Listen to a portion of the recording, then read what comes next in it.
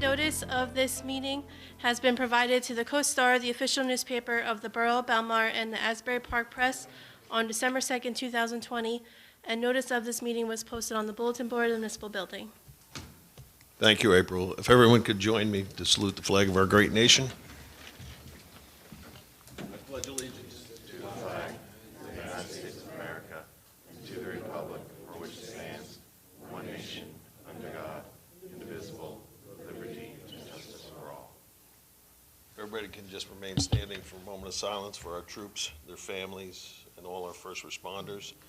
Also, Sal Marchese, who was a business owner in town, lived in town for a long time, and was the president of the BBP, passed away since our last meeting.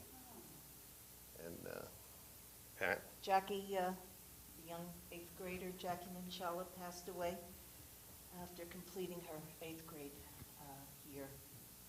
We're very sorry for that. There's a viewing on Friday at the Oceanside Memorial Home in Lake Como from 6 to 9, and the funeral mass will be at St. Rose on Saturday, July 10th at 11:15. Our best goes out to her family, friends, her classmates. We're very sad. Thank you.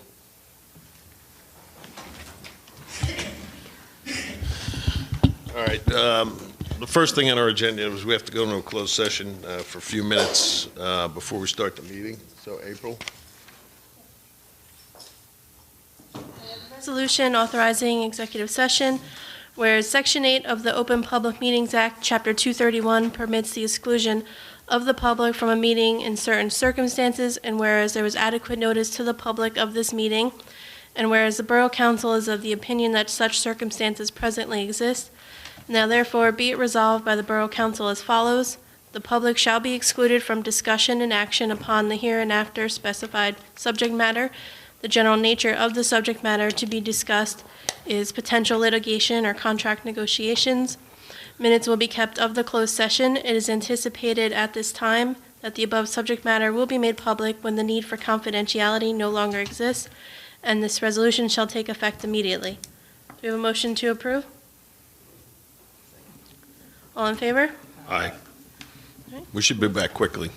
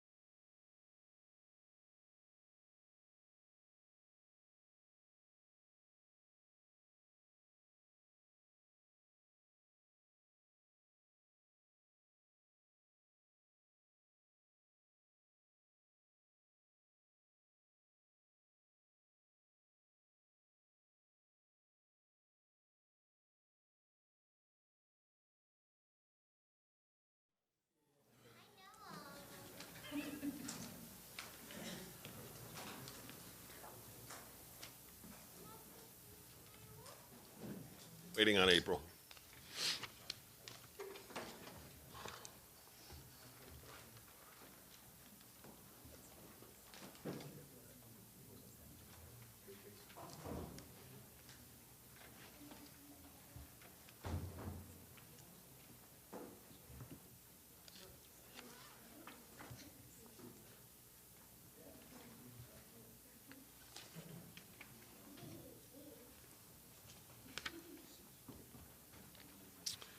Okay, we're back in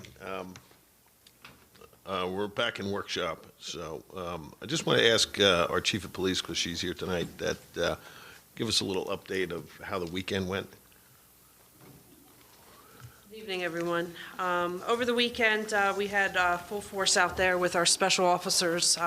Not so much at the beginning of the weekend on the beachfront with the rain, but definitely Sunday and Monday.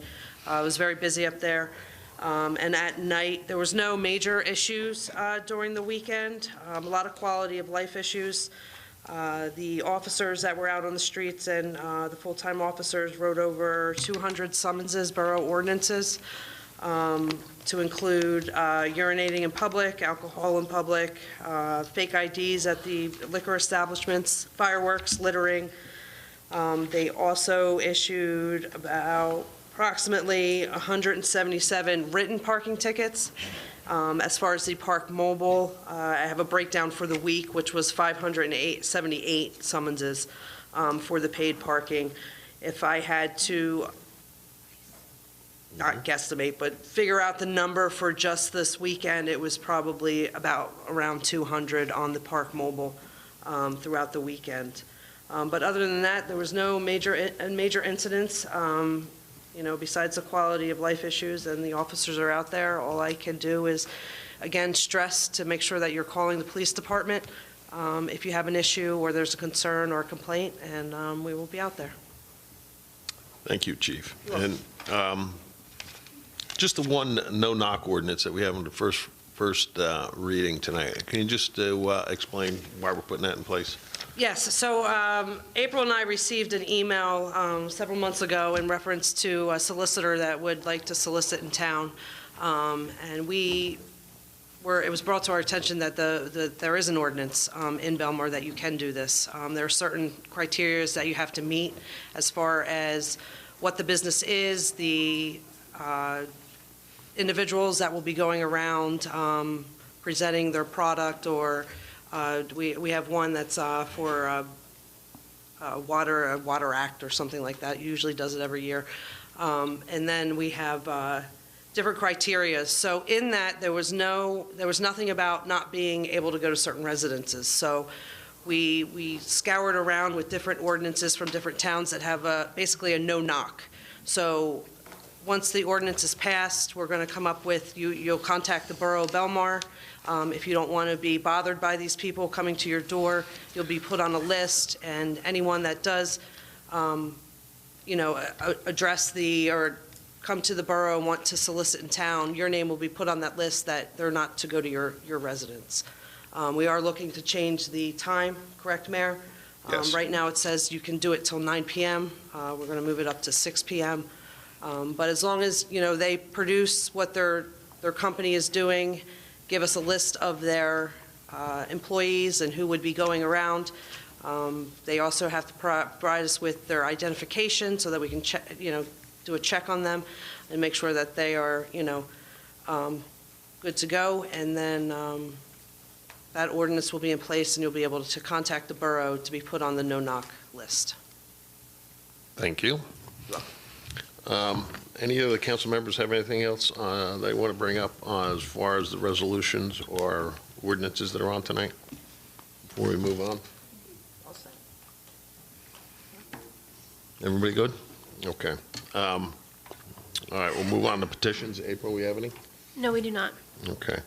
Approval of the minutes of the last meeting. All right, can I have a motion to approve the June 15th minutes?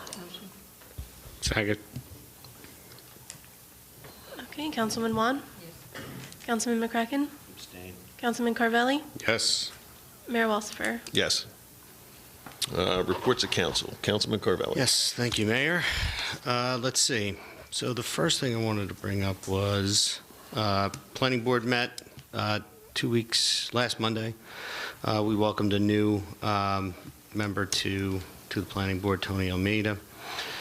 We also approved the Beach House resolution for rooftop dining. And then we also did a review discussion and ultimately an approval of the flood damage mitigation ordinance, which is on the agenda for tonight. The farmers market started a couple weeks ago. I was fortunate enough to get out to the first one. It seemed to be off to a good start. It's very interesting. I don't know, there's a couple good vendors down there. I definitely plan to go back, and I hope that we continue that through the rest of the summer, and we can attract some additional vendors. The other thing that I wanted to bring up tonight was that the Finance Committee has been meeting for about a year now, and we've been in what I'll call like a discovery phase of trying to get a handle on the state of the water and sewer infrastructure here in town and what the cost will be over the next few decades to maintain, repair, and operate those systems.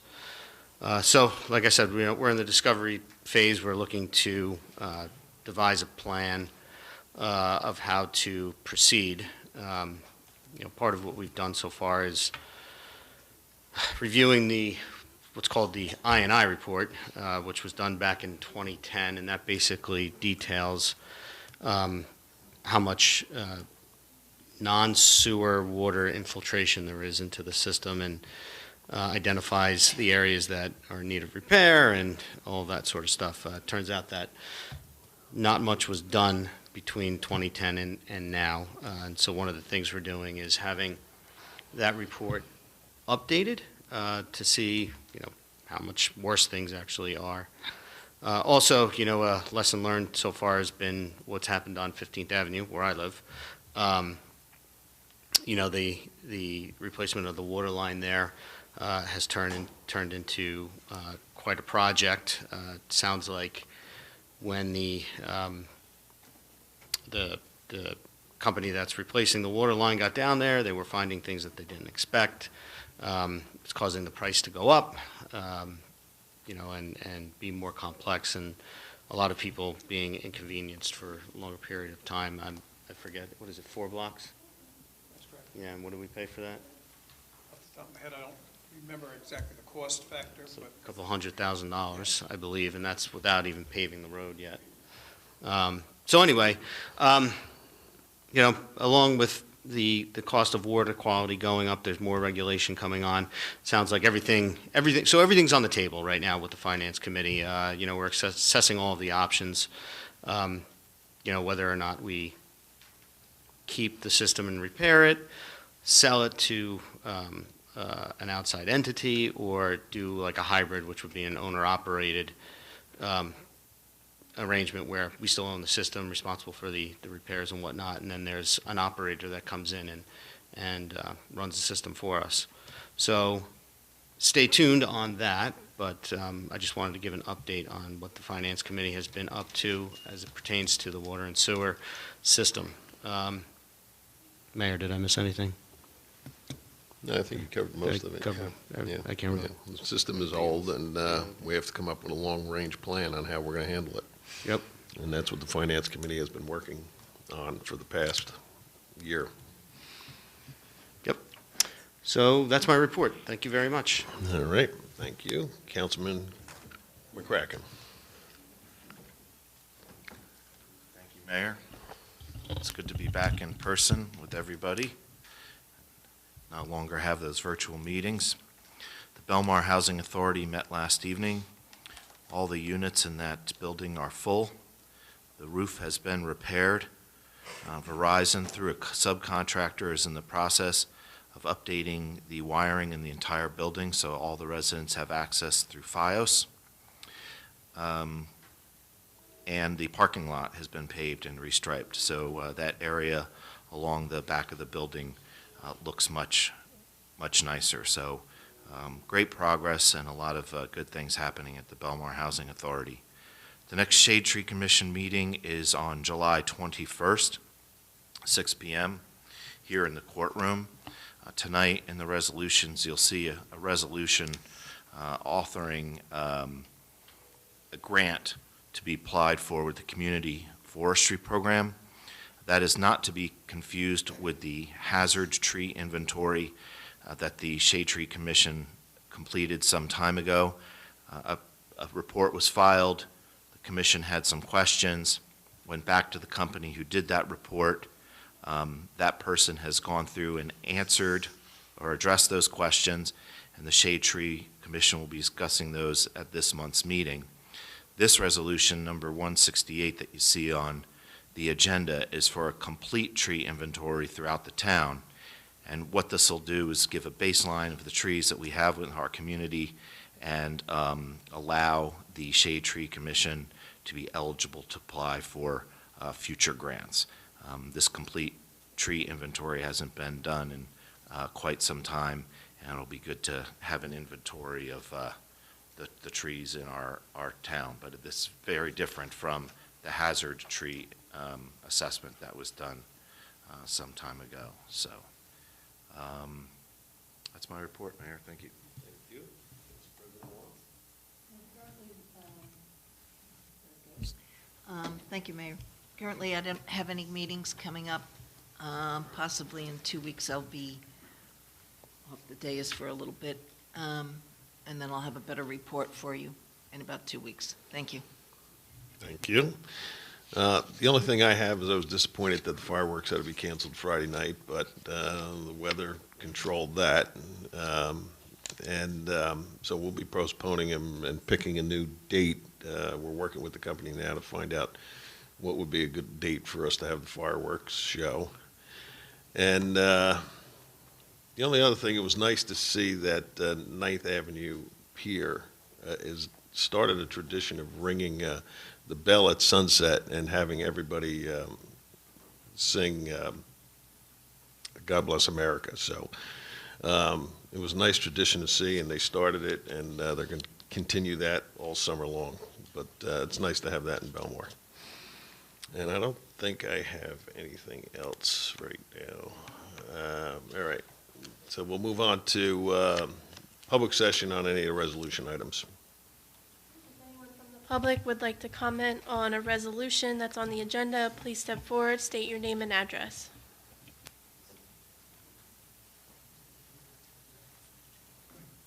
Go ahead, Mr. Kramer.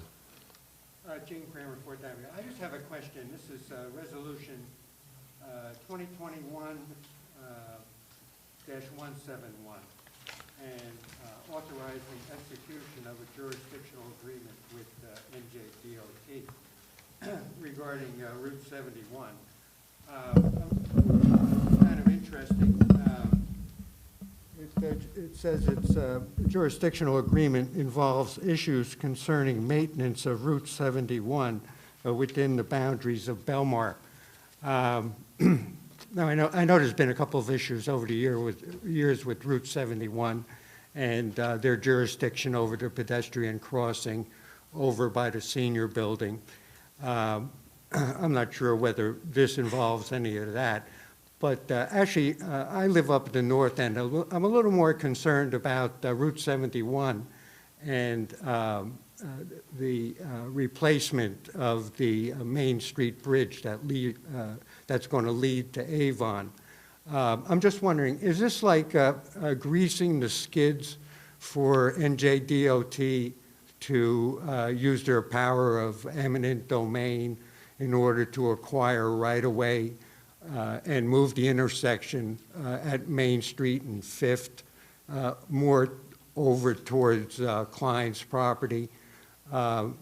If you recall, I guess it was around 4 or 5 years ago that the DOT essentially made a commitment to both Belmar and Avon that the existing bridge would be kept in service while a new bridge would be constructed immediately to the west.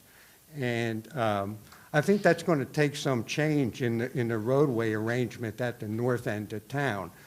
Quite truthfully, I see it as being an improvement, because right now, what we have where Fifth Avenue comes and intersects Main Street, if you're coming from the east, you have no idea as to whether the bridge is open. You're surrounded by buildings on both sides. I'm just wondering, do we have any idea of what the scope of this agreement actually is?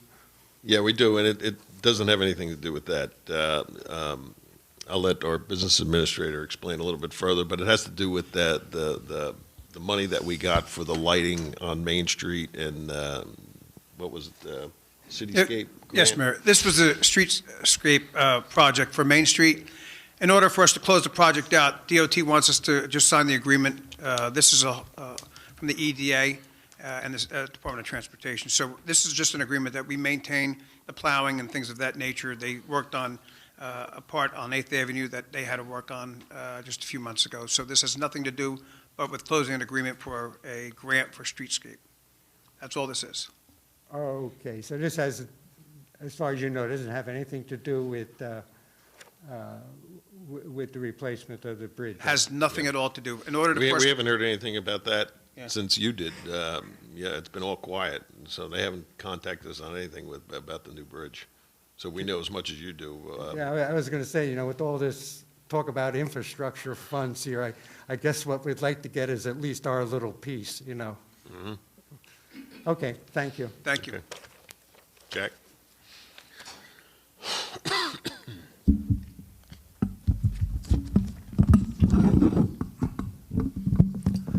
Jack Leonard, 12th Avenue. So my question's on 170. What streets are going to be fixed with that money? Is it the next one, the terrace property, Administrator?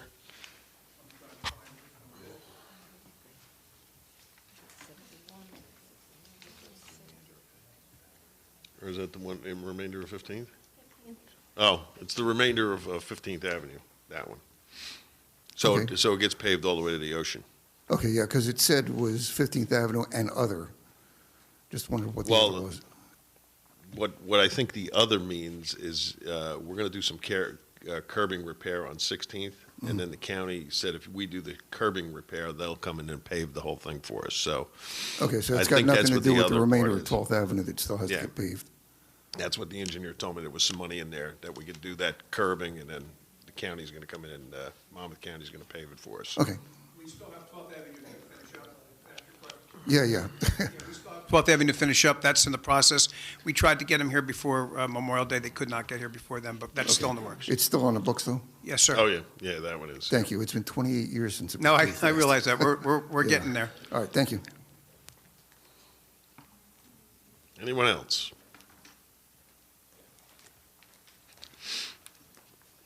Hi, Brett Lomas, 9th Ave, 609 9th Ave.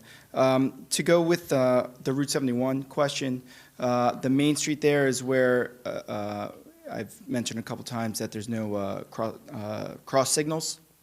And part of the reason was because it was the county road. I don't know if this, No, it's a state road. sounds like it has nothing to do with The it. but I state, wanted to- the state has approved everything. We're just waiting for them to come here and do it. Okay. So they haven't given us a timetable of when they're going to do it, but it's all been approved for all Okay. those signals from 8th all the way to the bridge. Okay, good. Thank you. Okay, April?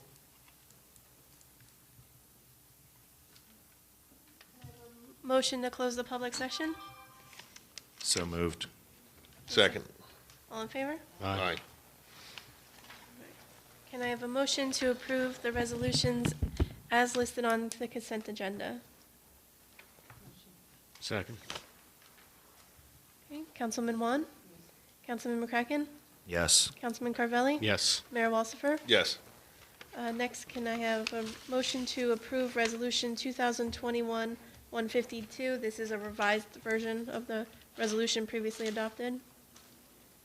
I'll make the motion. Okay, Councilman Juan? Councilman McCracken? Yes. Councilman Carvelli? Yes. Mayor Walsifer? Yes. Okay. Let's see. So I need a motion to remove ordinance 2021-24 from the consent agenda number 2. So moved. A second? Second. All in favor? Aye. Okay, so can I have a motion? We're going to amend ordinance 2021-24 to say the end time in section F is 6 p.m. So can I have a motion to offer the amended ordinance for first reading and introduction? Second. Okay, Councilwoman Juan? Councilman McCracken? Yes. Councilman Carvelli? Yes. Mayor Walsifer? Yes. Okay, and then can I have a motion to approve the remaining ordinances listed on consent agenda number 2? That's ordinance 21, 19, 20, 21, 22, 23, and 25, all for first reading and introduction. Motion. Okay, Councilwoman Juan? Councilman McCracken? Yes. Councilman Carvelli? Yes. Mayor Walsifer? Yes. Okay, next is second reading and public hearing on ordinance 2021-12. This is an ordinance amending Chapter 35 flood regulations. It's open for public comment. If anyone would like to speak on this ordinance, please state your name and address. Yes, Jerry. Gerald Buckafusco, 409 Fifth Avenue. I need to go back to the consent agenda. There was no opportunity for the public to make any comments on any of the ordinances listed on the consent agenda. All right, but we're on, you But bring it up you in public. passed- it We're on- was just- we're on, it was skipped.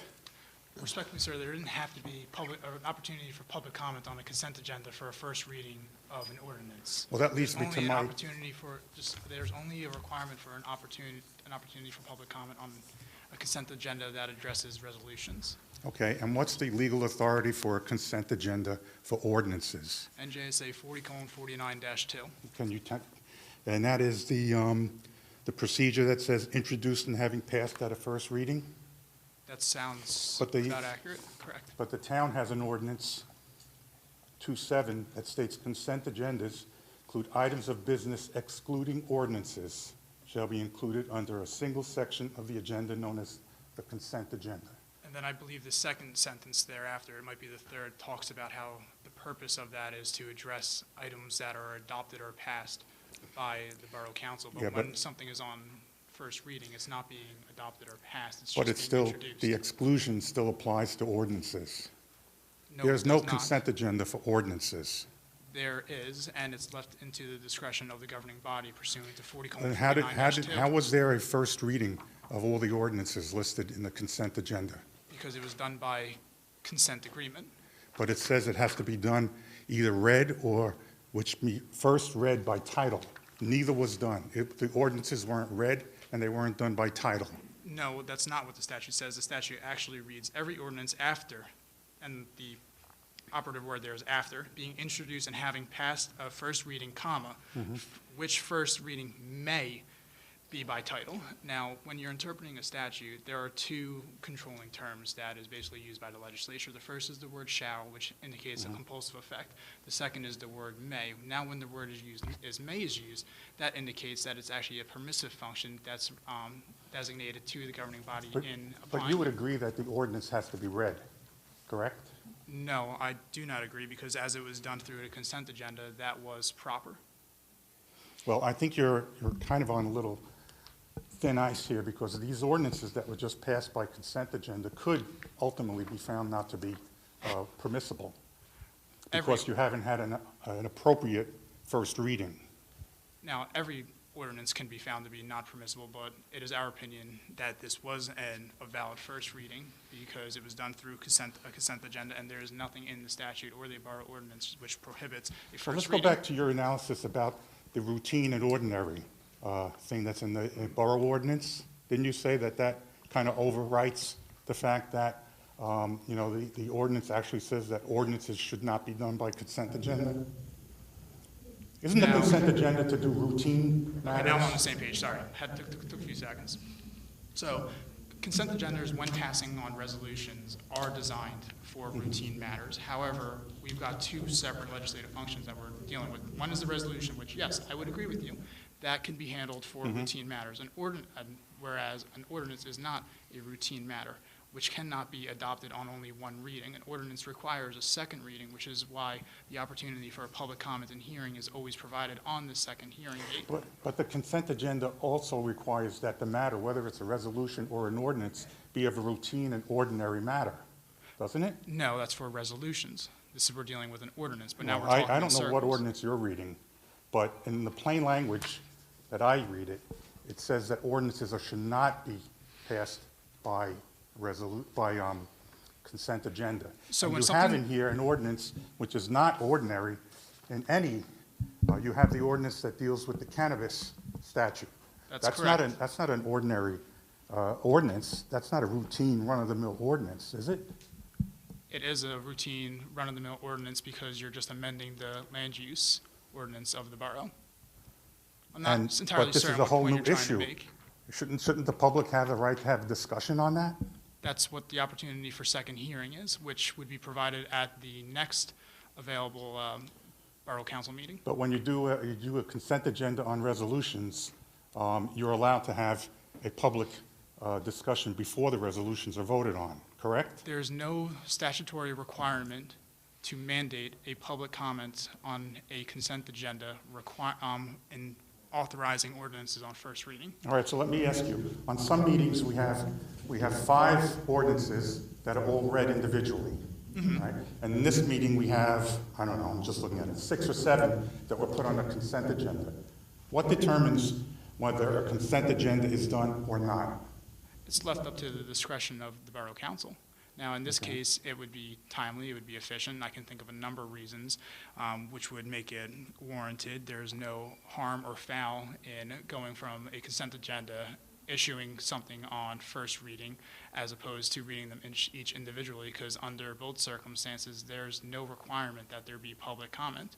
Now, if this was on the second hearing and there was ever an attempt made to prevent the public from making a comment on the ordinance, I would 100% agree with you. But that's not the circumstances that But we have there's here. no reason why this could not have been done individually tonight, but for your decision to do it on a consent agenda. Well, it wasn't my decision, it's whether or not it was legal and You just said borough authorized. council. It's I'm up to not the a member borough of the borough council. council, though. Excuse me? I'm not a member of the borough council, though. I thought you meant council. Oh, no, sorry, we had a disconnect. So, When did the borough council decide to put this on a consent agenda? well, I was inquired by the clerk whether or not it would be permissible, and the legal answer is yes, it is permissible. Okay, and why is it, does the clerk ask you every time there are 4 or 5 ordinances on there, whether or not it should be done on a consent agenda? No, because when there's 4 or 5, that's only 4 or 5. Now we're dealing with 7. So due to the vast amount of them, we thought it'd be more efficient so we can get down to the more pressing and important matters at hand, which are the 3 ordinances that are on for second reading. Even which though I'm there pretty are, positive- items on here that are not unique These are all- that are unique to the. Well, nobody could comment on them anyway on first reading, correct? That's correct. There's Nobody no could comment requirement. on them on first So then reading. we We're never- introducing Then we them. never need to have a first reading. Then we should always do Well- the ordinances on a consent agenda, correct? Unfortunately, there's a case that dates back to 1901, which indicates that if a first reading does not occur, then the ordinance would be declared ultra-virus. However, by doing it through a consent agenda, you are providing the opportunity for a first reading, so it wouldn't be an How ultra-virus is this a first effect. reading? Do I not understand the word reading? How does this constitute a first reading? I'm not certain where you're disconnected, sir, but The- with all due Printing, respect, printing an agenda with all of the items on it, how does that constitute a first reading? because we're addressing it as a consent agenda. And that is You're why, going around in circles. I think we need to have a private discussion about this. You're if you don't- always welcome if you to don't call mind. me. I'll stay after the meeting. I'll give you my and card. we can talk to it. I'll give you my I'm card. not going to call you. Okay. I would rather talk to you in person. Sounds like a plan, sir. Thank you. No problem. Anybody else on ordinance 2112? April? Can I have a motion to close the public hearing? Who was it? I didn't hear who that was. Sorry, Nate. Corbelli, yeah. All in favor? Aye. And a motion to adopt ordinance 2021-12. Motion. Second. Okay. Councilman Wan? Councilman McCracken? Yes. Councilman Carvelli? Yes. Mayor Walsifer? Yes. Okay, next is second reading and public hearing on ordinance 2021-17. This is an ordinance authorizing for acquisition of real property at 414 9th Avenue. It's open for public comment. Please come forward, state your name and address.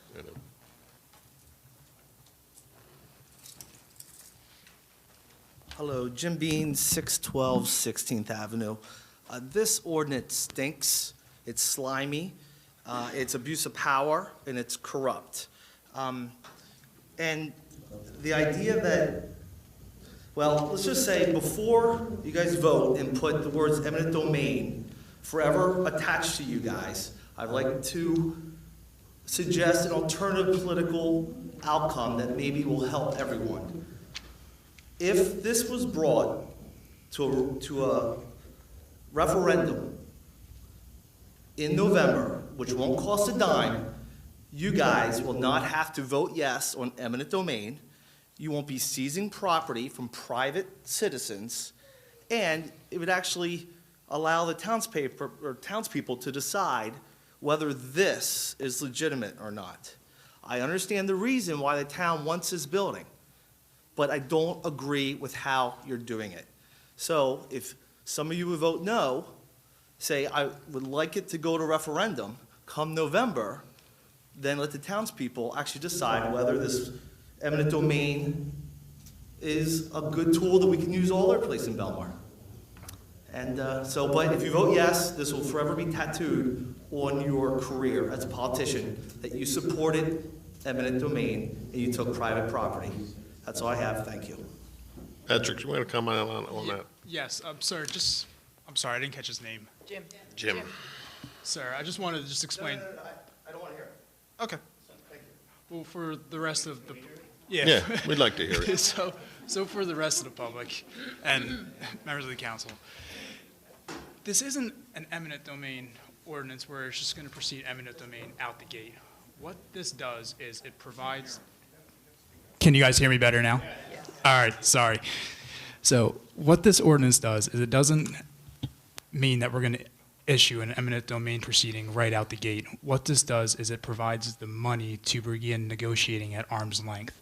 Now, underneath the eminent domain statute, we are required to negotiate at arm's length. And as I mentioned at our previous meeting, it is our intention to resolve this in the most amicable manner possible because we want to respect the Borough First Aid's long and endearing history to this town.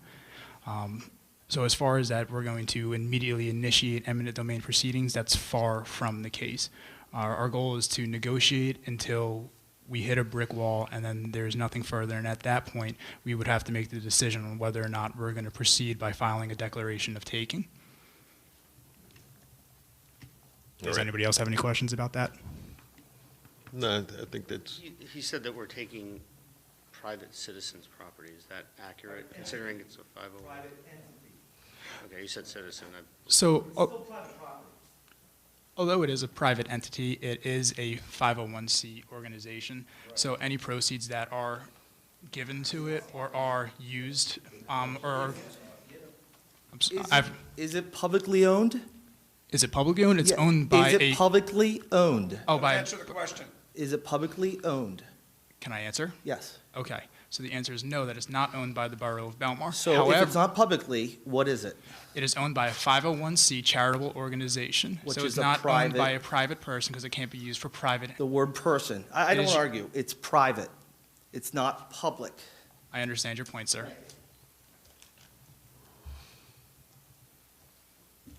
Jeremy, come on up.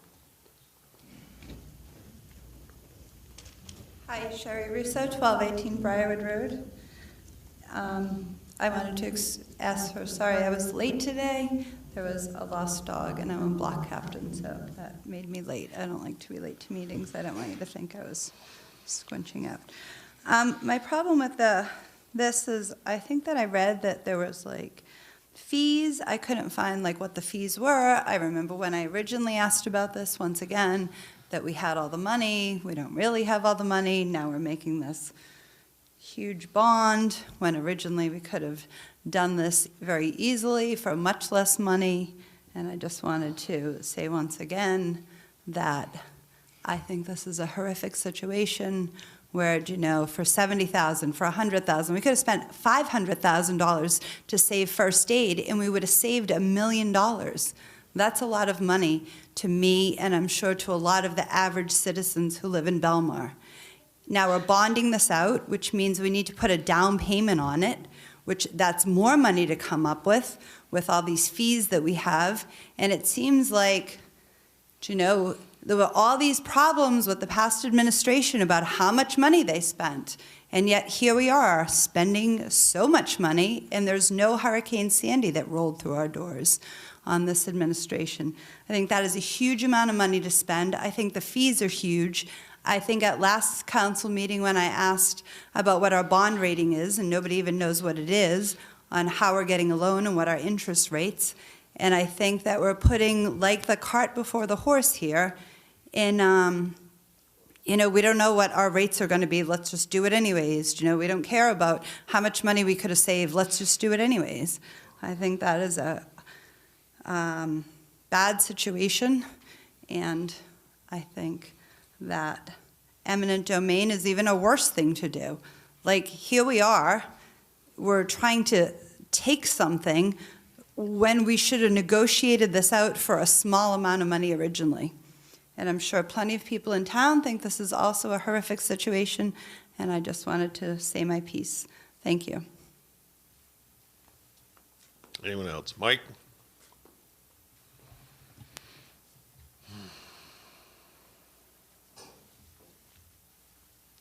Good evening, Mayor and Council. Mike Seebeck, 110 2nd Avenue. Mayor Walsifer, I hope that patch you're sporting is something routine. No surgery. The only thing I can be grateful of is the fact that the last time I got my hair cut, it wasn't by Trina, so it's probably better that you're only looking at me through one eye. It's been a while since I've seen all of you all. I hope everybody's very well. And I had some questions regarding the 17 ordinance also.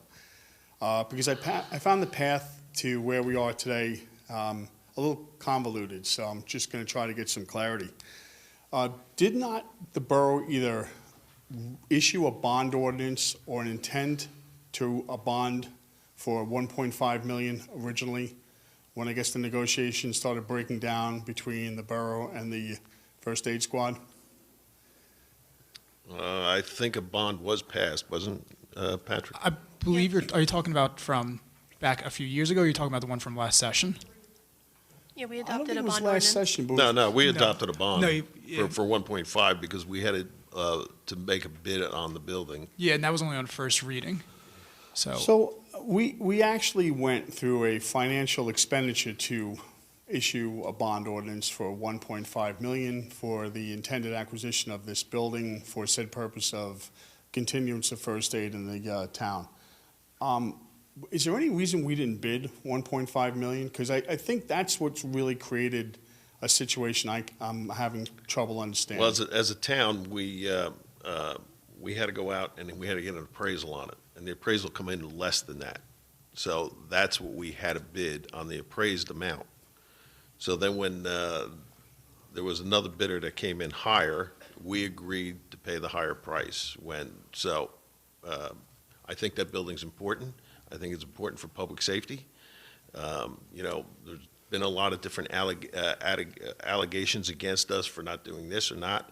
Once the letter came to us that they were closing the doors, our main concern is having a viable first aid and public safety.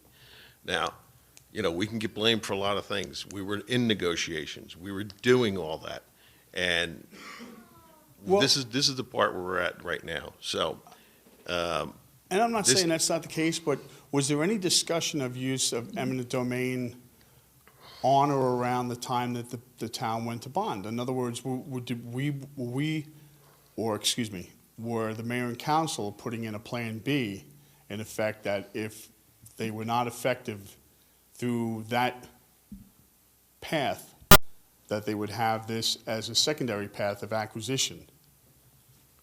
we were in negotiations, and then everybody was in an agreement with the amount of money, and in the 11th hour, there was something put on the deed restrictions, that we cannot accept. Well, nobody in this room is privy to that, Mayor Walsifer, so I understand that. That's why I'm just wondering how that went, in the sense that, you know, if we went through the expense of a bond ordinance, and yet we were contemplating eminent domain, you know, that kind of is...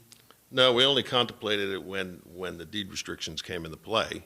But this continues negotiations. This ordinance continues negotiations. We don't want to take it. We don't want to go that route. But it'll let us continue negotiations to get that building. Well, because I think that building's that important to Borough of Belmar. That is evident by the extent that you're willing to go to that length to get the building. But I guess the issue I have is, why didn't we bid to win when we had the opportunity and forego all of this? Well, I just explained that to you because we had an appraisal that we had to stand by. We had an appraisal. But truthfully, people go out and I don't think that any property in this town is selling for what it's appraised at these days. I mean, the problem is we're a municipality, so we could only bid on what it was appraised for. And then, after we lost the bid, then we can negotiate. But hold on a second. There's actually a restriction that the borough is not allowed to bid for more than a property's appraised value? Well, we didn't know what the bids were going to come in. So now when the bids came in higher, that set a new price for the property. So, and we agreed to pay that price. But that's an arm's length transaction. Again, the question I had was, is there anything about the appraisal value that would restrict the borough from bidding higher? Sir, if I may, I just want to kind of look at this whole thing in hindsight. Sure. Say, hypothetically, we set a bid for 1.5 million right out the gate. Well, then this property gets appraised, and it comes out that, well, the property wasn't worth 1.5 million. It was only worth 1.1 million. So now the borough is being charged with wasting essentially $400,000 and overpaying for a piece of property. So you have to weigh it on both sides of the scale, where I see the point you're making. However, when you're in charge of taxpayer funds, when you're in charge of a borough, you have to make everything with sound discretion, not always with what you think you should pay, and you have to rely on your professionals, which in this case was an appraiser. I understand your point, but the fact of the matter is, now we've gone out, we've encouraged a public bid. We lost the bid, and now through eminent domain, we're usurping the whole process of a public bid in an arm's length transaction. Well, the winning bidder actually withdrew his bid, which then made us the winning bidder, and then they rejected our bid thereafter. I just, you know, if we're going to use eminent domain on a property like that because we covered the property, I think that should be the process right out of the gate, rather than going out and spending the money for a bond ordinance to a bid for a property and then not bid what we raised the money to bid for. Mm-hmm. You know, it's just, it creates an environment where you have to wonder if the process is fair to all of the parties involved, if you're going to go out and do that. And I know negotiations are difficult. I mean, I happen to think, you know, also, it's disappointing we couldn't perpetuate what we had at a lower number, because if you take $70,000 and you know, divide it by 1.5 million, it's a lot of years into the future it would have carried us. Mike, we went out to bid. They had every right to bid and come up with whatever money they needed. They decided not to. They decided to close the doors, and we have to worry about the public safety of this town. So that's where we're at. Mark, unfortunately, the limited amount of information the public has is what's reported. Okay. Well, we put everything up on the website, So, every letter, everything for everybody to read, to see what goes on. Honestly, that's what I'd love to see. I mean, It's all up there. Every letter back and forth I went to between visit the an old friend of attorneys. yours, David Schneck, and he showed me a book of Hampton, New Hampshire. It's been published continuously for 382 years about every document that happens in the town is bound and supplemented to every resident of the town as a complete volume. And, you know, echoing what Jerry says, even as so much as the readings. All I'm saying is that when the town makes overtures to do one thing, it goes a different way, and then you have the eminent domain. It just doesn't look as if it's kind of fair dealing, and, you know, I'm just questioning why we didn't go after the property with the vigor that we kind of intended when we raised the amount of money, because I don't think the $1.5 million that you guys Well, I was discussed- hoping that they would have negotiated with us first, but that wasn't the case. So they But- put it out for bid. But a bid's a bid. Mhm. And if we bid the 1.5, we win the property, it's over. It's, this whole conversation is.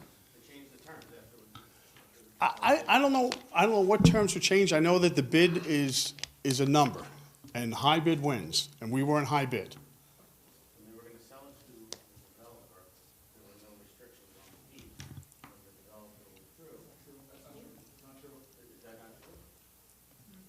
There was no deed restrictions. no No, deed when I went out for bid, there was no deed restrictions. Now there are deed restrictions for the borough. Well, but hold on a second. Respectfully, I can almost see why maybe that's the case, because when I saw that, according to newspaper articles, I apologize, I have not been to every meeting and on every Zoom call, so if there's a couple of gaps in my understanding of what's going on, I saw the borough wanted the property, raised the money to buy the property. The property went out to bid, the bid was awarded, we weren't the high bidder in terms of the borough. The next article was the borough is going to use eminent domain. You missed an article. I Yeah. must have. You must one. All right, so, but there was no discussions of the use of eminent domain prior to this? I mean, prior to the bond, like all the way going back to the bond? I don't If you understand- thought I don't about that- understand what prior discussions. I mean, we're still in negotiations. Even with this ordinance, it's still in negotiation. This ordinance gives the borough some protections. So that there's a lot of different protections it gives us. But we're still in negotiations. Even though this is getting passed tonight, or if the council passes it tonight, that we are still in, that's the whole process. I mean, Patrick will tell you, we have to go through a whole process of still negotiations before you get to that. But eminent domain is a different type of circumstances to negotiate on. I Maybe mean, we're that's not why- taking it for free.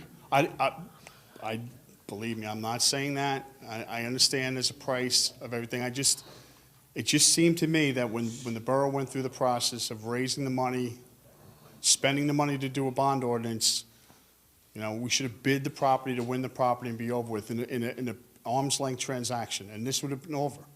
And now to have bidders withdrawing, and it just taints the environment of going forward, any transactions Mike, like we this. all up here have to listen to our professionals, and that's what they explained to But us you that guys we had make to the do. decisions. The professionals. can an appraisal the appraiser comes can tell you in- the property was worth $50,000.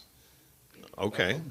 Respectfully, we don't Mark, know. Are you going to listen to that? Well, that's what we put the bid in. We didn't know. So the next bidder that came in Again, set let the me- appraised price. That set it. Have properties in Belmar been selling at the appraised price? If somebody else bid at $2 million, we'd be looking at $2 million. Maybe at that price, we wouldn't be looking at it. I don't know. Well, in terms of fiduciary responsibility to taxpayers, let it go. I mean, you're right. But you guys set a bar. You set the 1.5 million in your All right, we could negotiations beat with this up bonding. all the time, but I'm telling you, we listened to the attorneys and we listened to our financial people and said that's what we had to bid. That's what the appraisal come in, that's what we had to bid. And that's who we listened to. We just make it, say, oh, we'll throw that out the window. We don't listen to our professionals. I'm like, I don't know where you're going with this, Mike. Where I'm going with the Mark is it just seems. Misunderstanding about this, there's a big misunderstanding about this eminent domain. We were the successful bidder for the property. Excuse me? The borough was the successful bidder for that property. By what measure? I was just curious. I'm sorry? By what measure?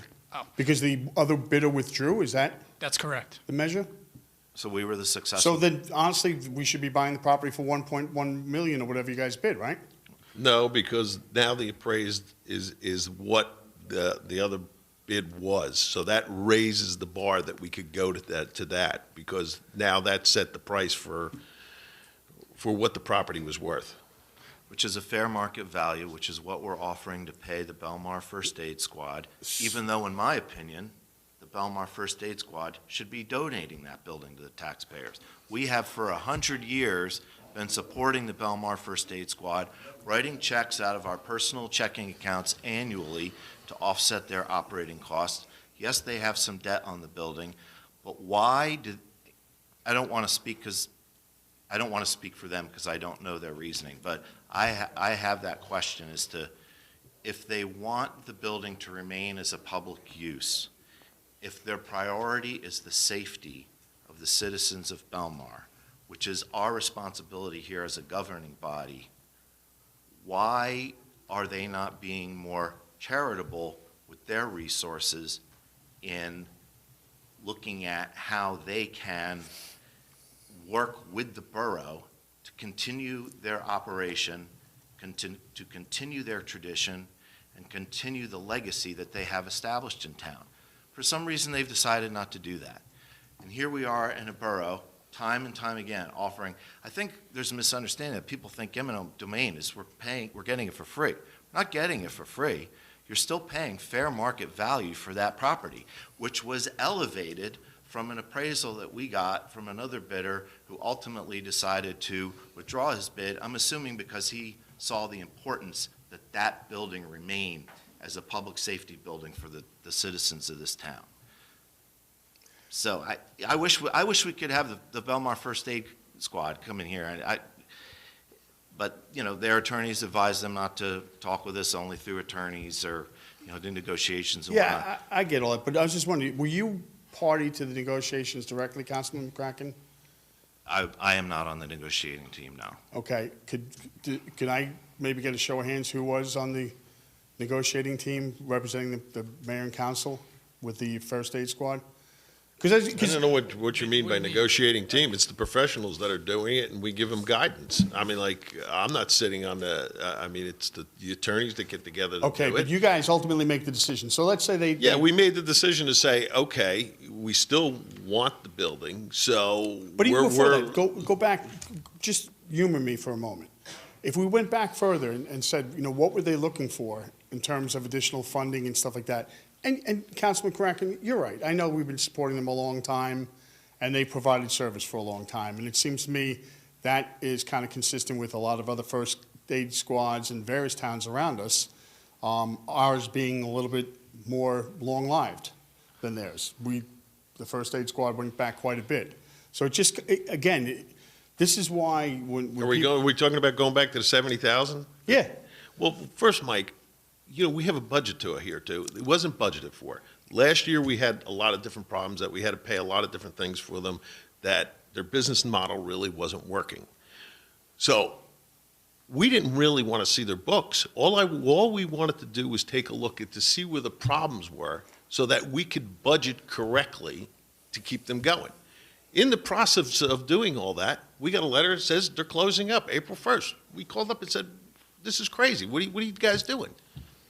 And they said, that's it. We don't want to know nothing. We're closing up April 1st. So what would you expect us to do?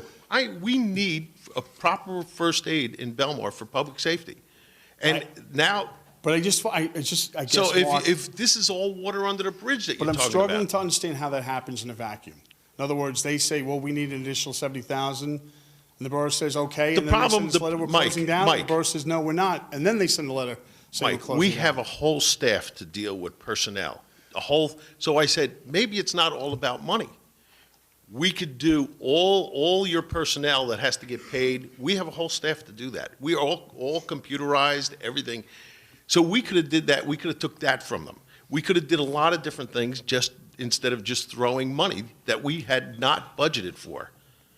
And you got to know, you know, you can't just, where are we going to get the money? Bond another 70,000 just to give it to them? No. The problem was that if it was equipment or the billing of everybody's insurance or wherever the problems were, that's what we wanted to look at. They come out and said, oh, they want to see our books. No, it wasn't the books. It was the way they were operating their business model. I mean, we could have took all their employees in here, did all their payroll for them, saved them money like the year before. We took on their insurance. They were paying like $65,000 for insurance. They couldn't pay it. So we brought it underneath the umbrella of the borough to take that burden off of them the year before. So when they came to us and said, listen, we need another 70,000, I said, we got to take a look at the way you're running your business model, because now it's not volunteer, it's a paid first aid squad. That's where we were. And when we got the letter and said, we're closing up, and that's where we were. Mark, So now we have to get into, and that was what, 6 months ago? We had April 1st, we had to get a first aid squad in. We went out to bid. The bids, we didn't like how all the bids were coming in. We figured this is the easiest way and the best way we could provide public safety to Belmar is taking that on, creating our own first aid squad. And when they were gonna sell the building off, that's when we took a look at it and said, is this building still worth keeping it for the public safety of Belmar? And with the employees we have during the summertime, all my years as a police officer, we did a lot of training up in that building, a lot of training. When we had, back in the 90s, when we had the riots, that building was a staging area for us. It houses the water rescue. Lifeguards do a lot down there. I mean, there's a lot of first aid members here tonight. They know how many things that happened out of that building, and we feel that it's that important to us for public safety. So we only dealt with the cards we had in front of us. And our main concern up here is when somebody calls for first aid, that first aid rig is going to be there, and that's our main concern. Believe me, I understand that. It just seems to me now we're going to. I mean, we're going back and rehashing.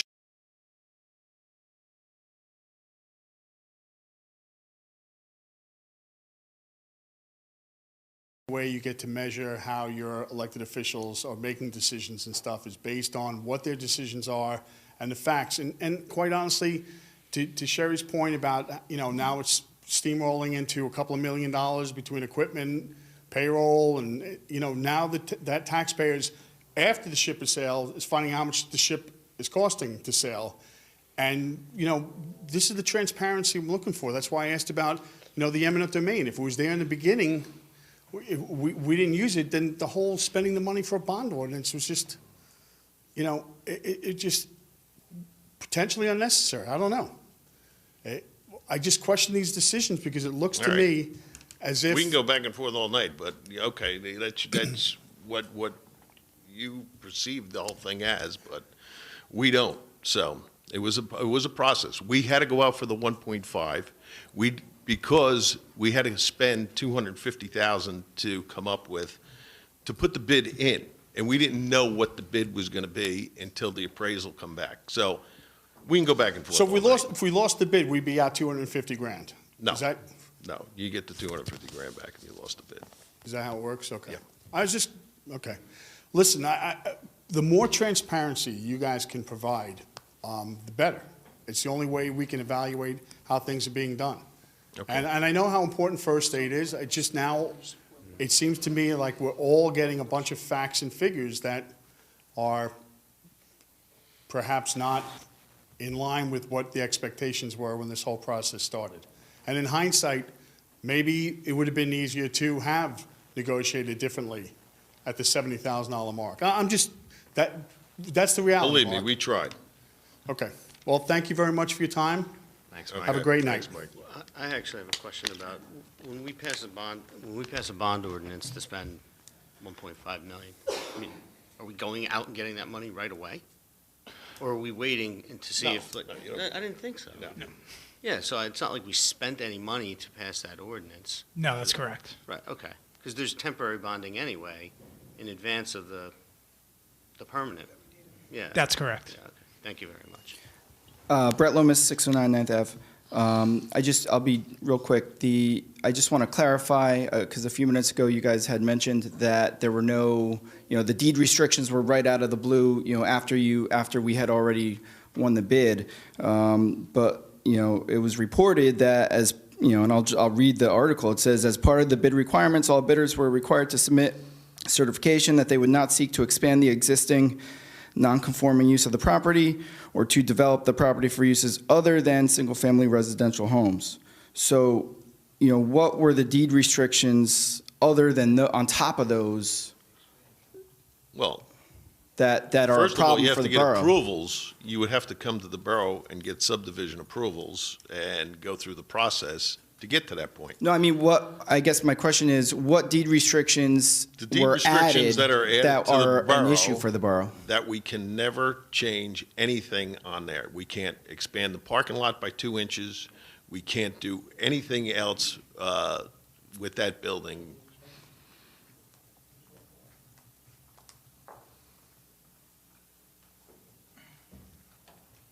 Anyone else?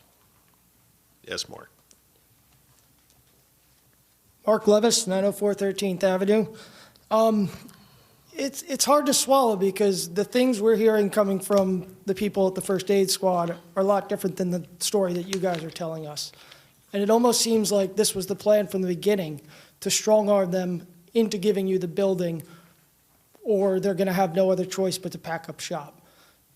We were getting a pretty good deal for $70,000, I think, to have first aid service. And to say that we have to use eminent domain in this situation just stinks. Take the eminent domain part out of the ordinance. Negotiate with them. Pay the money that the value of the property is worth, but don't force their hand. Well, excuse me. Don't take something from them. Sorry. So we are negotiating. So step one, as I mentioned earlier, is that we have to negotiate at arm's length. So I our understand goal is that. to never have to use eminent domain. Then take it out of the ordinance. No, because this is required of the Eminent Domain Act, that it has to be step one, permission Not if to you never negotiate intend at to arm's use length. it. I'm sorry? Not if you never intend to use eminent domain. Take it out of the ordinance. Say you're not going to use eminent domain and negotiate with them. It's better to have ourselves protected and have the power to use it if we don't need it, than It rather sounds need it and like not have you're it. getting ready to use it. Otherwise, It's it not wouldn't our be in the intention right ordinance. now. Take But it out. This is the requirement. I think you should take it out. This stinks. It's disgusting. You guys should be ashamed of We yourselves. got it. Yes, Jerry.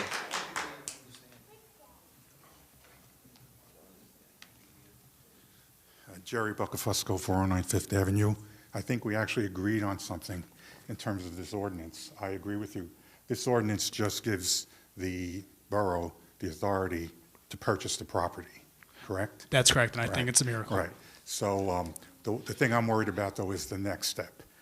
The eminent domain process. It's not clear how that goes. I know Title 20 deals with all the stuff that goes on, after the process begins. But I would like to see the council, if it decides to go that way, put it up to a vote that they're going to decide that they should go to eminent domain. So And I'm not sure that that's a requirement, but what I want to avoid is someone deciding that the council, the town, the borough is going to go to eminent domain without the council's approval. There's no statutory prohibition on it. We would need the council's approval to continue proceeding from after, if negotiation fails, to move forward with eminent domain. So as far as if you guys wanted to caucus it at a session, that would be entirely left to your discretion. So, but I mean, would it come to a vote that the members of the public would know that the council, we can see who on the council is voting for the move towards eminent domain and who is voting not to go towards eminent domain? That would be my hope, that there would be that kind of transparency so that everyone could see, the decision that's being made and who's making that decision. But I couldn't see anything that required that, and that's why I'm asking that that be, done by the council. Well, you are correct. There's nothing that requires Right. it, so it's entirely left up to the borough council. And Right. It's their decision. It's not required by law. It's not required by the Eminent Domain Act.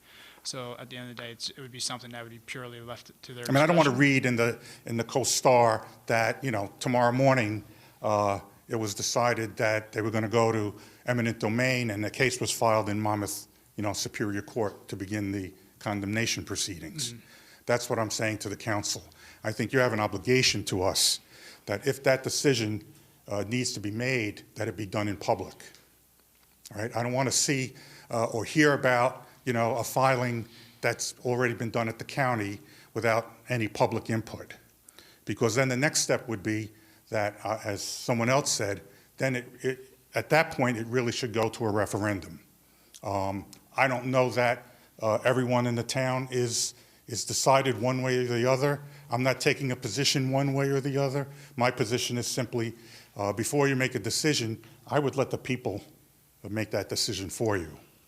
And it's a win-win. It gets you off the hook, and it allows the public to have input into the process of whether or not, eminent domain takes place.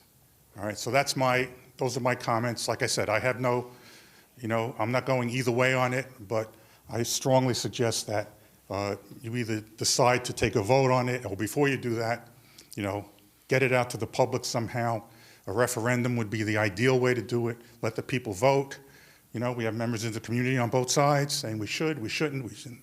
And I think that would be the best way to proceed in this case. It would give you full transparency. And I'm just going to add one other thing to that. I think the better practice actually would have been to have an ad hoc committee come together and figure out where the best spot for a first aid squad would be, and kind of think out of the box a little bit, and not, focus on the first aid property. There's probably property, and I don't know all the town property, but it's inconceivable to me that there's not a piece of property that's being underutilized or can be redone in a way to put the first aid squad, in a more commercial area. I mean, right now it's in a residential area. It would be nice to have 3 homes built on that property, but again, it's not my decision. I think you should leave it up to the people. Let them, do it on a referendum, and So I don't think we'd be able yourself to off build the that hook. building for 1.5. What's that? You're suggesting we find another location and build a first aid building. Mm-hmm. I don't think a first aid building like that's there I don't know. I'm not an would cost expert. 1.5. I'm not an expert on how much it costs to build things, but, there's rumors around that it's going to be, would be expanded, it wouldn't be expanded, so, I don't think we're at that point where we would, I think the ad hoc committee would have to investigate that and see really what is the cost, Especially if there were, it might be an opportunity to consolidate some other services in the town. And it might be a better investment in the long run to spend more and put it in an area where it could be better utilized. And where would that Okay. be? I'm sorry, I'm not an expert. Well, you know the town, where would it be? No, I'm not, you're not going to put me on the spot for that. I haven't done the research. Put me in charge of a committee, I'll let you know in a month or two where we should put it. Would you do that? Mr. Kirschenbaum, would you do that? Would you put me in charge of a committee? You got to talk to the mayor. I'm willing to do it for free. No problem. I'll come back in 2 months and we'll look at all the property and we'll tell you You do maybe realize where all it our should be. emergency services are in residential areas. You understand that? No, you asked me if I knew No, where. I'm asking you a question. Do you What's that? understand that all of our emergency services, all of our firehouses and our first aid homes? Well, I'm are not all talking about what residential is. I'm So- talking about what could be. That's what I'm talking about. All right? Like I said, I made the offer. You know my number. Give me a call. Thanks. Anyone else? So there's Yes. this, can you just comment on the deed restrictions? Again, absolutely. Yeah, please. So, Patrick, can't hear you. can you guys hear me better now? Yes. Sorry about that. So, with the whole deed restrictions, do you want me to comment on deed restrictions that were being sought to be imposed, or? It sounds like there's a discrepancy between what people are coming to the microphone saying and what I know to be the issue with the deed restrictions. So where did they come along and what's the current issue with them right now? So And- the current and Patrick, issue, can give you if the I actual may. date. I'm sorry. Like the mayor said, once that bid was withdrawn, the borough made the offer of the same bid for the amount of money that the bid that was withdrawn for fair market value. That's correct. Once the first aid found out that we were there and would automatically pay that, they, and their whole member, I can't speak for their members, I do know that their members were advised that to accept the offer. But once they heard that it was going to go through, then further deed restrictions were placed on contingent on the borough. That's correct, and that actually was in a letter dated June 7th. Which actually, I don't understand why the first aid squad, being a 501(c), would not want to work with the borough now to get their first aid squad back into that public safety complex to be utilized for the residents of Belmar and their visitors. So, I'm sorry. Well, that baffled us throughout this entire negotiation tactic. Right, exactly right. Process where we attempted to assist them. We were bending over backwards, and we were getting rejected at every corner. At every corner. And then it got to the point where we sat there and we said, we're honestly shocked that you don't want to work with us and that you just want to close down shop. And we received a letter that indicated that it was a almost unanimous decision to dissolve the Belmar First Aid Squad and that they appreciated serving the borough and its citizens. So from there, then they indicated that they were going to be selling the property and that they were going to be putting it out for a public bid. So we did place our bid. In that bid, there was a clause that indicated that they had the right to reject all bids, which is just a standard clause for all bidding procedure. Thereafter, there was a higher bid who ultimately withdrew, and we as the borough offered to match their bid to purchase the property. From there, further negotiations proceeded, and then on June 7th, we received the letter from the Borough First Aid Squad's attorney, which indicated they were adding 4 new essential deed restrictions, 2 dealing with a plaque and a sign that would be donated to the Historical Society, which it's a historic building. We had absolutely no problem with that. The issue with it was, though, the impervious coverage and the parking not being permitted to ever expand that for any reason whatsoever, and secondary for the size of the building. Now, we don't know in the future, hypothetically, look at it this way. Say you need a larger garage bay to accommodate a larger apparatus, because as technology proceeds, so now you have to adjust the building height in order to accommodate said apparatus. With this deed restriction, you cannot do that. You would be prohibited. So it would essentially be tying the borough's tide and impeding their ability to essentially protect the future inhabitants of the borough, which is one of the which is the main concern of every council that they're faced with when they're looking to spend money. So it would be wrong to agree to deed restrictions when 10 years or 20 years from now, we would not be able to do anything for public safety for the town of Belmar. Yes, with that possibility, it would be outrageous to agree to the deed restrictions because they don't serve any public purpose. They were unilaterally imposed with a unjustifiable restriction.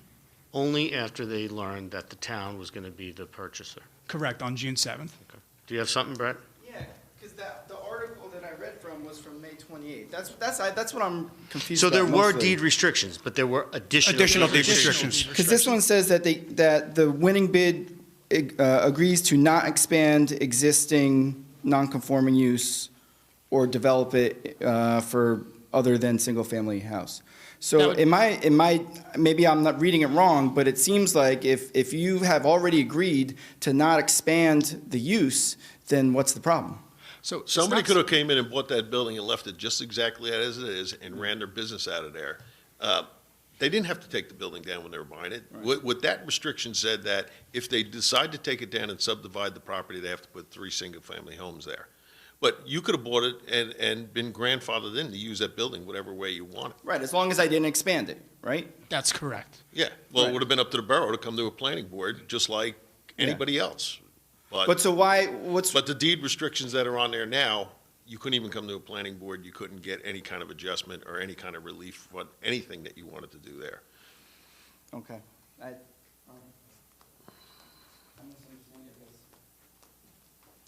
Yes. You're welcome. Hi, Maria Rondonaro, 1246 Pine Tree Way, and my associate, Adriana. I just want to ask you to please listen to the residents. We're telling you, do not do eminent domain. Don't do it. Don't go there. We don't want that. And you're saying we don't want that either, but the truth is then take it off the table. Take it off. Show some goodwill. And I don't appreciate the sentiment that the first aid hasn't been charitable enough to us. I don't appreciate that at all. I feel like we need to be asking the residents, what do they want? If they really are open to acquiring through eminent domain, then let us vote on that. Give us that say, because that's a huge thing to just acquire a building like that. And I certainly wouldn't want my property acquired that way. Thank you. Anyone else? All right, April? All right, can I have a motion to close the public hearing? Second. All in favor? Aye. And a motion to adopt ordinance 2021-17. Motion. Okay, Councilman Juan? Councilman McCracken? Going to make a couple comments. So a lot of folks have accused us tonight of making political decisions here, and I'm not going to sit up on this dais and make a political decision regarding this matter. That's not what we were elected by the people to do. We're elected to be up here and make tough decisions. Sometimes people are going to disagree with us on those tough decisions, but those tough decisions always have to be made for the benefits of the borough, for the benefit of the borough of Belmar residents. Do we all wish that these negotiations were not at this point? Absolutely. But we are in a situation here where we have got to move forward so that we can protect the public adequately who live in this town. If I was going to make a political decision, Jim Bean's probably right. I wouldn't vote for this, but I'm not going to do that. I'm going to make a decision that's right for Belmar so that we can ensure our residents of all ages have adequate public safety resources. That is what we are elected to do. And when decisions like this are difficult and unpopular, they become political issues. And I expect that in the upcoming campaign, there are going to be political issues. That was demonstrated here by the chair of the Democratic Party, former council person, former candidates, and others. And that's okay. We've got to communicate, I agree, effectively as to why we're doing this, and we're tied. Our strings are tied as a council, because when you have legal issues, you always can't disclose all of the legal facts and nuances of a negotiation to the public. But I think our attorney did a fantastic job here this evening, explaining everything. Every piece of public document is posted on the borough's website.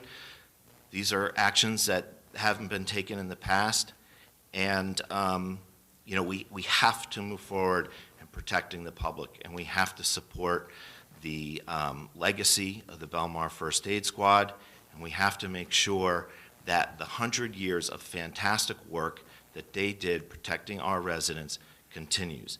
So with that, and I hope it never gets to eminent domain, I'm voting for these negotiations to continue this evening so that we can do what we are elected to do, and that's protect the people who live in this borough. So I'm going to vote yes. Councilman Carvelli? Yes. Mayor Walsifer? Yes. Okay, next is second reading and public hearing on ordinance 2021-18. This is ordinance amending housing and property maintenance regarding the planting or growing of bamboo. It's open for public comment. If you want to speak on the ordinance, please step up, state your name and address. Did we get this in sync with Lake Como's?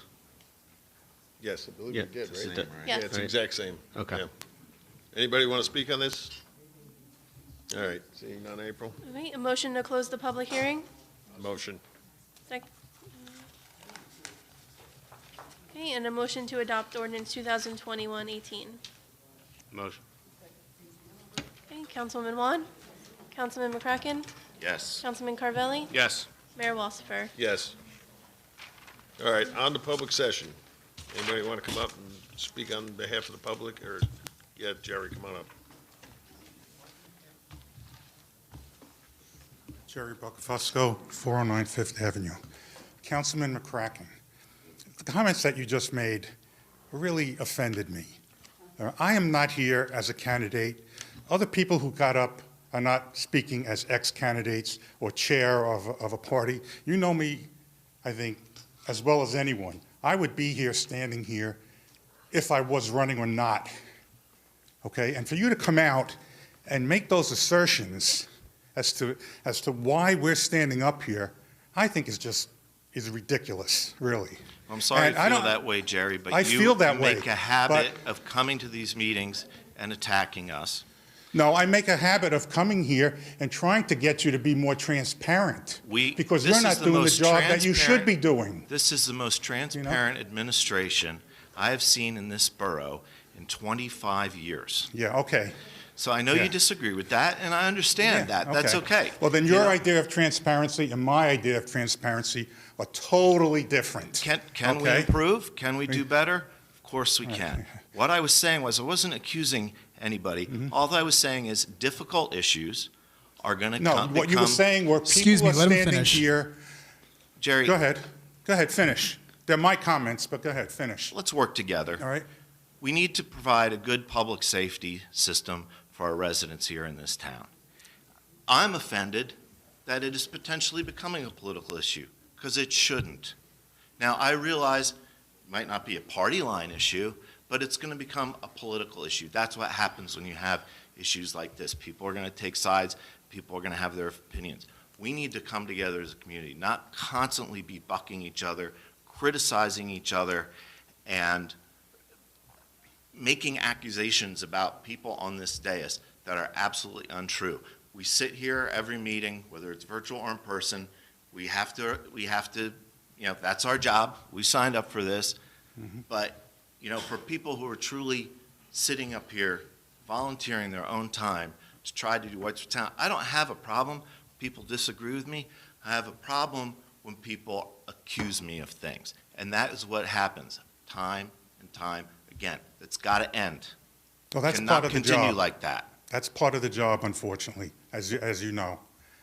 But, you know, again, everybody who's standing up here is standing up here as a resident of the borough, okay? And we're all thinking about the best interest of the borough. And I gave you the perfect example, and a few other people have.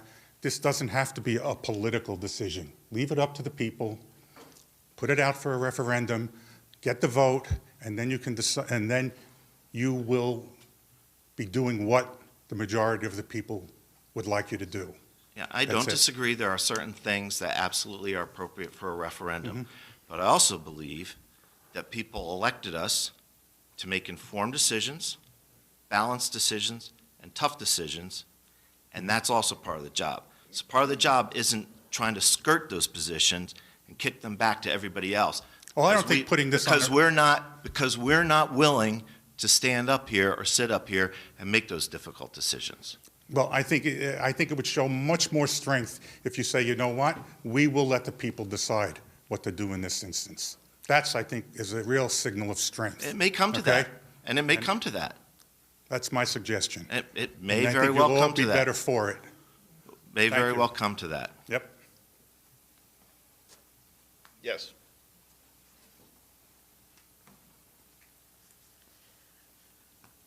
Hi, my name is Gina Greer. I live at 1809 B Street, and I am on the Lake Como side. I felt that I needed to disclose that today. I'm here because of two incidents that happened this weekend that caused me to have concern regarding how our visitors perceive us and their respect or lack of for us as residents of this community. The first incident was on Saturday. I was out walking my dog, and I was on 15 and Surf, and somebody pulled up. I was on the corner with another dog owner talking, and somebody pulled up and parked in the yellow zone. We've talked a lot about safety tonight, and from my perception, the yellow zones in the streets are for safety purposes. It's to allow emergency vehicles the ability to turn. This gentleman parked in that spot and grabbed his overnight bag. He was heading over to a rental, and his buddy said, "Wait, I don't think you're able to park there." And his comment was, it doesn't matter. The worst that's going to happen this weekend is they'll give me a $40 ticket, if they'd even do that. That bothered me, and I would have left it at that, except for a second incident that happened yesterday. So my first question regarding the first incident is, what is the protocol? Because I've gotten lots of different answers when I've asked people regarding when people park in the yellow zone. Are we aggressively, from a safety perspective, monitoring when that's happening, ticketing it, and towing, especially when somebody and our visitors, our rental visitors, look at it as their parking spot for the weekend? So that's my first question on the first incident, and then I'll move to the second. Well, the first thing is, you know, a lot of people have cell phones, I'm not sure if you do or not, but, you know, the police department, when we have a big influx of visitors, are pretty busy, and we need the residents to call in and say, hey, there's a car illegally parked here. The police officer will come down and make that determination if it's going to be towed or ticketed based on the severity of the violation and the public safety. So if they think it's too close to the corner or underneath the stop sign or it's going to cause a problem, we tow a lot of cars. But they're not everywhere at all times. So, you know, if you see something like that, you know, it really helps us if you would call the police department and get somebody down there. So that brings me to my second incident, Okay. which is why I was concerned about public perception. The second incident actually happened to me personally. I was out volunteering yesterday. I came home from volunteering, and there was a car that was blocking my driveway. I had nowhere else actually to park other than the paid-for parking that's along Lake Como. So I drove to the police station to ask and inquire what's the process because someone is now blocking my driveway. I talked to someone over an intercom. In retrospect, it's been advised to me I probably should have called dispatch because then it would have been recorded and I might have gotten a better answer. But the person that I talked to discouraged me from a couple of standpoints. One, I was told that I needed to call a tow company and have, yeah, I was responsible for calling a tow company if the person, and this might have been a grammatical thing because I said the person's parked their car, their tire is over the white line, they're 1 to 2 feet in my driveway. And the person said, well, if they're in your driveway, you have to call the tow company and make arrangements for that. And I said, wait a minute, that doesn't make sense to me. Shouldn't the police department take care of this? And the person said no. So I said, well, do you guys have recommendations of who to call? And they said, no, we can't give you recommendations. Now, I don't know tow companies. So then I said, can you guys at least come down and ticket? And I got the impression he really didn't want to be bothered with this, but I was persistent. And so by the time the cops came to ticket and I had just gotten home, the surfers had pulled out. My next door neighbor saw them and actually said something as they were pulling out saying, you know, you guys were blocking someone's driveway. And they were like, well, it doesn't matter because we do this all the time and nobody ever does anything. So what bothered me was that there was a situation where renters are as well as surfers. And these guys are here all the time.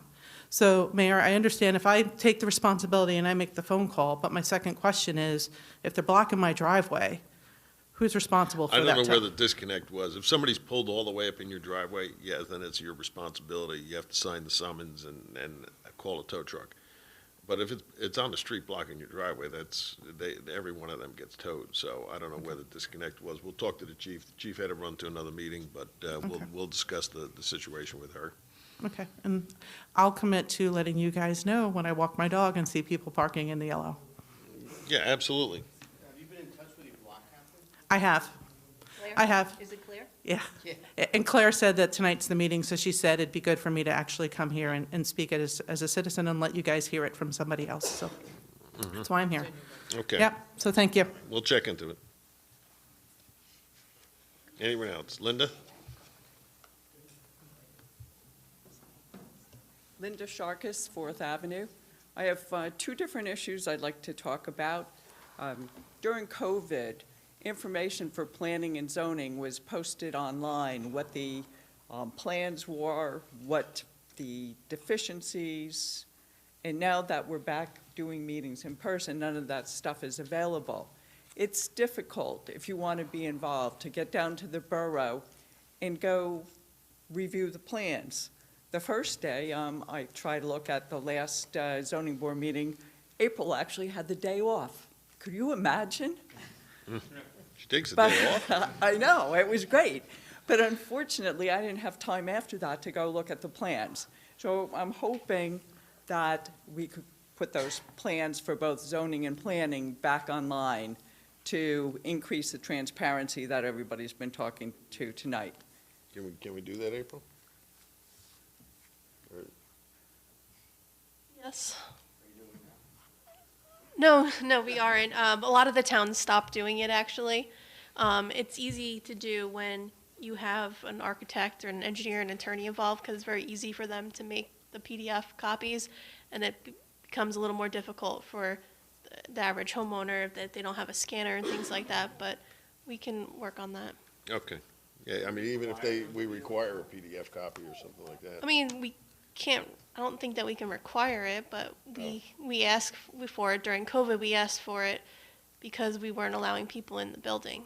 But now we are allowing people in the building, and my staff has been advised where those files are so that they can show them to the public in case I'm not there. All right, we'll work on that. Okay, my second question is concerning the environmental impact of, for instance, the church on 7th Avenue coming down. Concrete, has silica, has fiberglass in it. It's terrible when it comes down, but it was even worse to see that it was ground on site. Did the neighbors receive notices that this grinding process was going to take place, that maybe they should close all their windows? Did we monitor air quality around it? And the reason I ask, there's a number of buildings that are masonry and old that may be coming down in the near future, and I'm hoping we could put a plan in place to at least notify the people so they close their house and maybe check on it, because you have the Hebrew school on 11th, that's, hopefully one of these days it'll come down. And if they grind, or, I don't understand why the stuff wasn't removed rather than grinding in place. This is the first I've seen this on borough property. And then we also have 35, the 3 buildings, if we ever get to an acceptable design, there's plenty of space for them to grind at all also. And I think we should be concerned that we don't end up with lung problems as a result of this procedure. Thank you. Okay, we'll look into it. Yes? How you doing, Mark? Wayne Thielen, 501 15th Avenue. So this is the first borough meeting I've been to in quite some time, and it seems like there's a lot of intimidation going on within this town. At one time, you had a young man in the DPW that was being verbally intimidated. Then we have this eminent domain. In the way I'm seeing it, that seems like a form of intimidation to the folks that own it. And then on the 17th of June, your borough administrator attempted to intimidate myself at my house. Now, I sent an email about the construction, deconstruction that was going on 15th. It's completed. I'm satisfied. But when your borough administrator comes to my house, to the street, and I'll give him credit because he was the only one that showed up during the 3 or 4 months that it happened. And that's great. I'm glad you showed up. But when he comes to my house and asks, "Are you Thielen?" And you've known me since I was a little kid. So have you. You've known me since I was a child. I've lived here for 52 years. I've called Belmar my home, except for the 20 years that I was in the military. And I try an attempt to intimidate me? Sorry, it's not going to happen. 9 combat tours, he's not going to intimidate me. He told me, "You were supposed to call me." No. First chance that he had to leave. I have nothing to say to you. Everything I said was in my email. That's all I got to say. Got back in his car. There were some other words said. He got back out of his borough car when he was on borough time, proceeded to advance on my house, calling me, "You're a punk. You won't do," I don't even know if I'm allowed to say it, explicitive. "You're not going to do anything. You ain't nothing." Really? You're not going to intimidate me. I came down off of my steps, and I met him on the sidewalk. Now, is that my property? It is when it snows, because I have to clear it. It is when it breaks, I have to fix it. But he comes onto my sidewalk, face to face, and I have my neighbor Gary that saw the whole thing. My other neighbor Bob is down in Florida right now doing electrical work for a hurricane. I have witnesses that seen it. Is that the policy of this town to try to intimidate longtime residents? Yes or no? And I hope your eye heals up well. I'm sure it's not. So, what's going to be done? Well, it's the first time I'm hearing about it, so we'll Well, at look first, into what it. I wanted to do, I tried to get a hold of Mr. Brennan because I've known Mr. Brennan for a while. He's been a teacher to all of my children. I sent him, and it was very unofficial because I don't have his number, and I know where he lives. Everyone knows where he lives. You just listen for the music. I wanted to have a talk with him before I came here and did this, but I didn't have time. I had a deployment that I had to go to. Now I'm back. All right? So that's what your borough administrator attempted to do to me. I'm not going to be intimidated. The residents of this fine town are not going to be intimidated. All right, there's a process that is going to happen. You'll have a police officer come and take your statement. and we're gonna- Sergeant Yee was there. He was there. He was on duty that day. Did he take your statement? There was Well, no I'll- statement. I'll find out. There was no statement taken. Well, we're going to do. Because, see, we will do an internal affairs investigation. I'm grown. I'm a grown man now. I don't need a statement like that. What I want is an apology from you. That's what I want.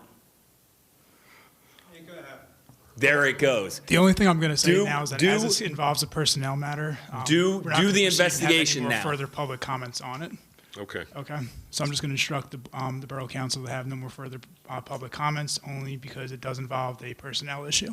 But thank you, sir, for your comments. So do the investigation now because you've seen it. You've seen it for yourself, and everyone on wherever this is being streamed has seen it too. Good job there, Mark. Thank you.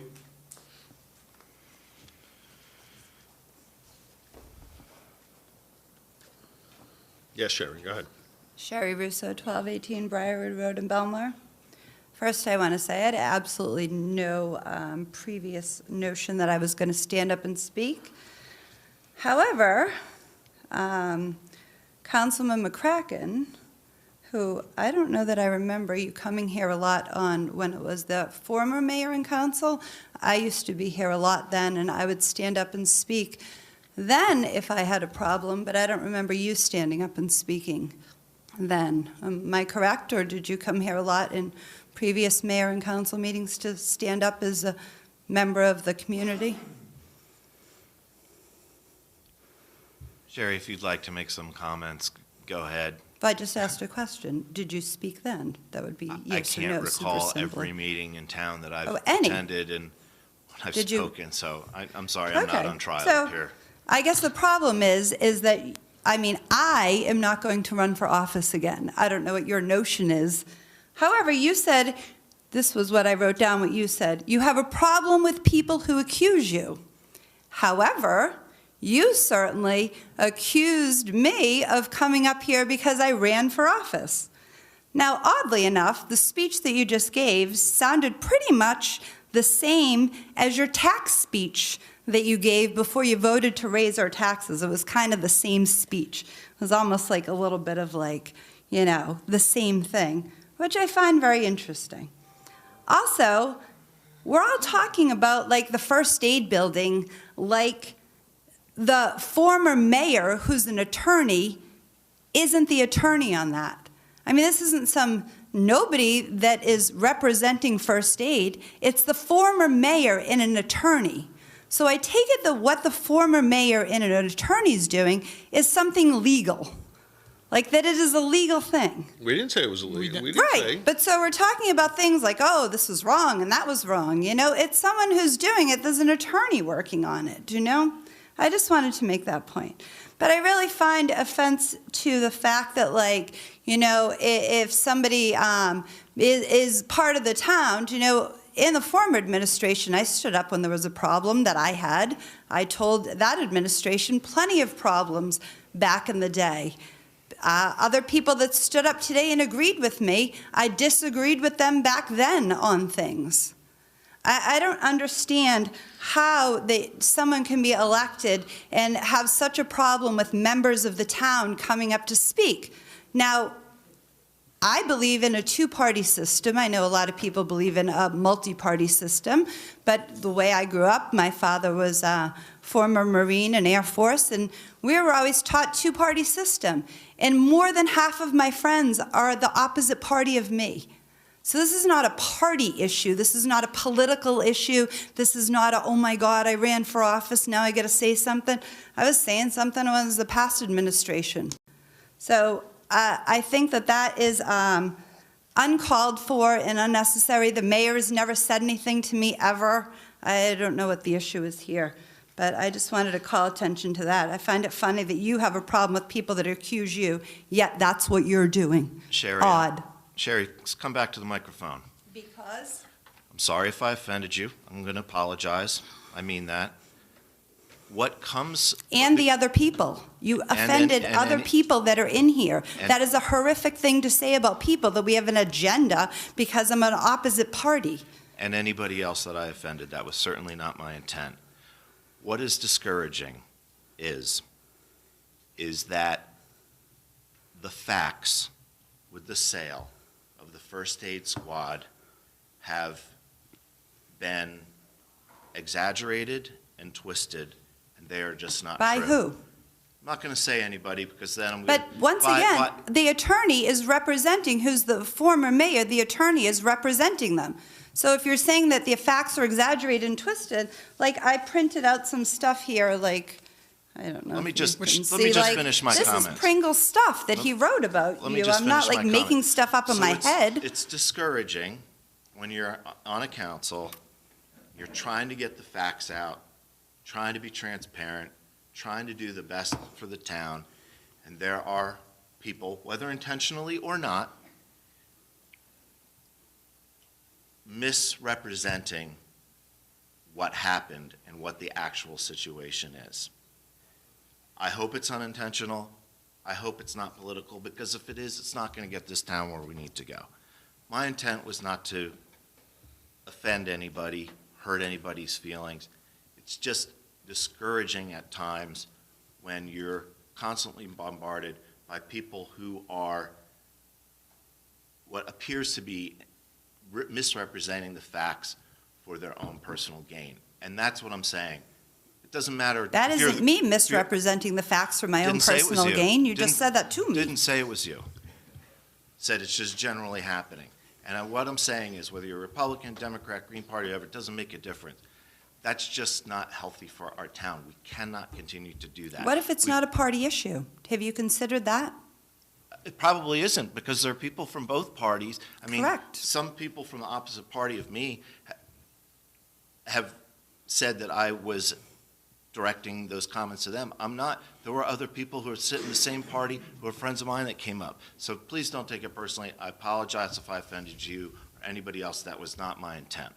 And if I could just clarify one thing, nobody's ever accused Mr. Pringle of doing something illegal. Oh, absolutely, I just want to make that perfectly clear. That, He's right, a well-respected member of the bar, yes. so just Yep, I just want you to make that perfectly clear. Yep, I think that he is an attorney and he's the mayor, and I think he's very knowledgeable on both those things, because I think once you're the mayor, you must have a ton of knowledge, and then in addition to that, he's an attorney. And those two things combined, I think, make him like very knowledgeable on the first aid, and he's representing the first aid. And so my point is, that's why I feel that the papers that he have here that I've printed out, I don't know, like, they're from him. Like, I'm not talking about like, oh, I made up some gossip here. I'm talking about either what the mayor has said in the past, what's written down on anything that I've printed up online. Like, I don't know where this is coming from, that like, oh, this is all blasphemy. Like, I printed it up, like, from the attorney. It says Pringle and Quinn and Zano, who I'm probably going to butcher his name, sorry, written on the top, like. Well, you have to remember that not everything is captured on the four corners of that piece of paper. No, absolutely. Which is where there's room for interpretation, and that's where the miscommunication was. So that was the intent of several of the members' comments earlier, where they were just trying to clarify where that misunderstanding was, because I could see how you could read one piece of paper and say, this says this. But in reality, the story of the matter was the opposite. So I understand, and I just right, but I do, and my comments today were about the fact that, you know, originally that, you know, we had the money, and in my, you know, my comments weren't about anything that could have been. I mean, they were literally about things that were said by the mayor, and that, you know, we were said we had the money, and my feeling is if we're putting out a bond for $1.5 million, then we could have given First Aid $500,000 and saved $1 million.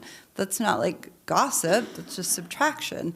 But so I really have a, like, I think that, like, I don't know, I'm always one to reach across the aisle to the other party. Like, I don't really have this, like, party thing where, like, oh, I have more friends of Republicans that are Democrats.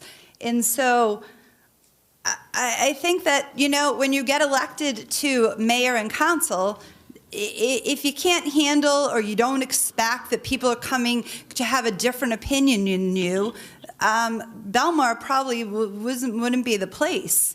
Do you know? I mean, Belmar's always had so much controversy. People always have come up to the microphone. And so I don't know, now this is like such a big surprise that like there's opposing people in the town on this issue. And I think that's really like, I don't know, you know, it's said in also a time that like, I couldn't get up after you said it because that's it. You get the last comment and now I'm done. Now I have to speak in public session when it shouldn't have even had to happen. And so if your feeling is, do you know that the only reason the people are coming up here is because we're the opposite party, we have a political agenda. I ran for office once. Someone else that stood up ran for office once. Someone else lives in town and they have an agenda. That's the deal with being a part of a town. That people have differences in opinion. And when you're an elected official, being that we all know I ran for office, I would have been in that position. What, you think nobody would have said anything to me? I was going to, if I won, do you think I was going to sit there and expect that everybody would never say a word against me? That's unreasonable to think that the whole town is just going to go along with you because we trust that you're making a hard decision.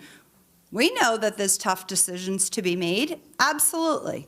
But to call us out and say, it's your party and you do this all the time, do you know, it was going on when Zoom was going on. That's not...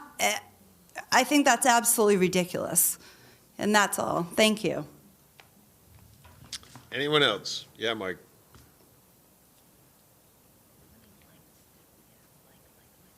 Good evening again, Mayor and Council. Mike Seebeck, 110 2nd Avenue. I'm going to be real brief. Thank you guys very much. I know Councilman McCracken, we're a little discouraged also because we come looking for the facts and the details, and we do read things in the paper. And the gentleman from 15th used the word intimidation. You know, eminent domain is all about intimidation, and that's what raises the juices of people to understand what's going on.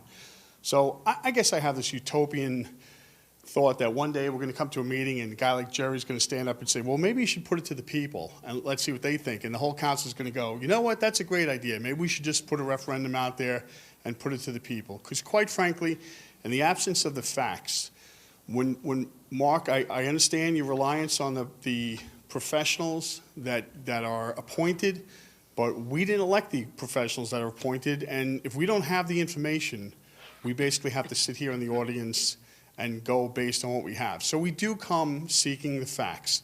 And at the end of the day, the facts are going to tell on both sides of a negotiation who's negotiating in good faith, bad faith, whose terms are unreasonable, whose terms may be reasonable. All of this stuff is what we come here looking for. And we're unified in that as residents and taxpayers. The political nonsense is nonsense. Public safety is super important. Councilman McCracken, I totally agree with you, and I understand that. But quite frankly, you know, there's a lot of people in this audience that are really bright people that come here week in and week out and over the years. And the thought of putting together committees and seeking more input, I think is very valuable to all of us. So with that said, all I wanted to ask is, rather than feel like you're being attacked, just look at it as people seeking information and asking questions and wanting to know what's going on, and maybe get some of them, more of them involved. Thank you very much. Have a great night. Mike, thanks for those comments. I couldn't agree with you more. And you know, you have an excellent approach when you come to these meetings. You're fair, you're balanced, you understand, and I wish everybody who came up and spoke at the mic, you know, had the same approach as you. Well, we're all looking for respect on both sides, Jim, and I thank you also. I know it is a tough job, and you do have to make decisions. Some like them, some don't. Cheers. Have a great night. Anyone else? All right, April. Can I have a motion to close the public session and adjourn the meeting? Motion. All in favor? Thank you, everyone.